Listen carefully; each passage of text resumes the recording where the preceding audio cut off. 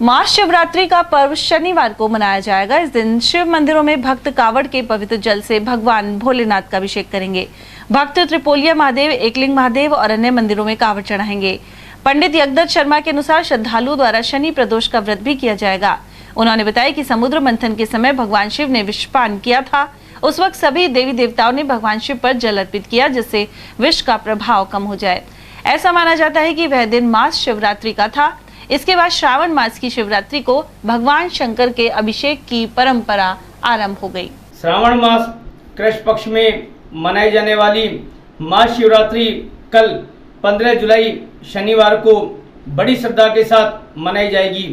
कल श्रावण मास की शिवरात्रि और शनि प्रदोष दोनों एक ही दिन होने का यह विशेष संयोग काफी वर्षों बाद बना है। कल महाशिवरात्रि और शनि प्रदोष पर जहां भगवान शंकर की विशेष कृपा श्रद्धालुओं पर बनी रहेगी, वहीं शनिदेव भी श्रद्धालुओं की मनोकामना पूर्ण करेंगे। कल महाशिवरात्रि पर वृद्धि योग और ध्रुव योग का विशेष शुभ संयोग बन रहा है।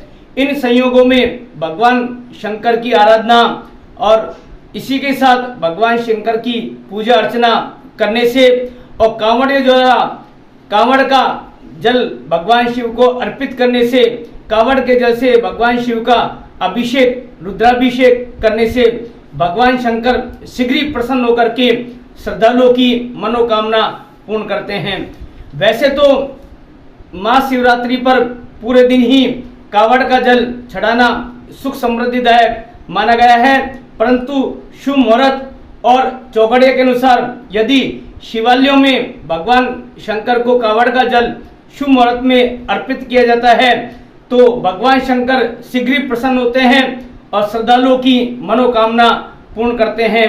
कल महाशिवरात्रि पर शुभ का चौकड़िया प्रातःकाल 7:28 से प्रातःकाल 9:09 तक रहेगा। चर लाभ और अमृत का चौकड़िया व अभिजीत मुहूर्त में 12:33 से साय 5:37 तक भी कांवड़ का जल चढ़ाने का शुभ मुहूर्त माना गया है।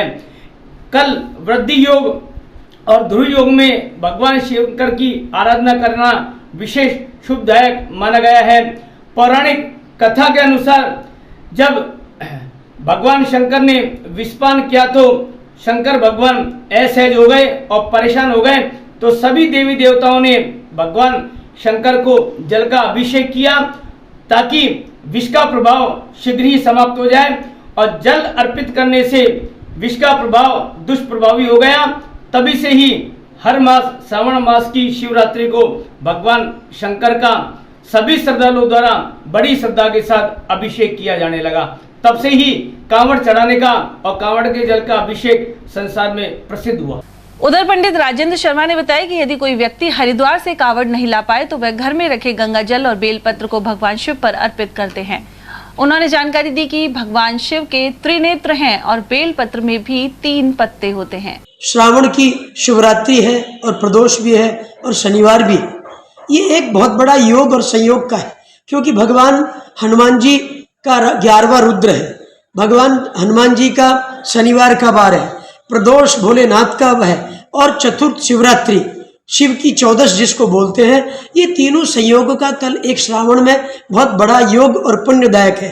कल अगर जीव मानस अगर गंगा से हरिद्वार से कावड़ भी नहीं लाता है, घर में गंगा जल का पात्र भी रखा है, उसमें से भी अगर 1 लोटा और बेलपत्र भगवान सदाशिव पर चढ़ाएंगे तो उस जीव के कृतार्थ पुण्य पाप नष्ट हो जाते और जीव सदा सदा परमात्मा पे प्राप्त हो जाता है। केवल राहु काल को त्याग देना चाहिए। शनिवार को राहु काल 9 से 10:30 बजे तक लगता है।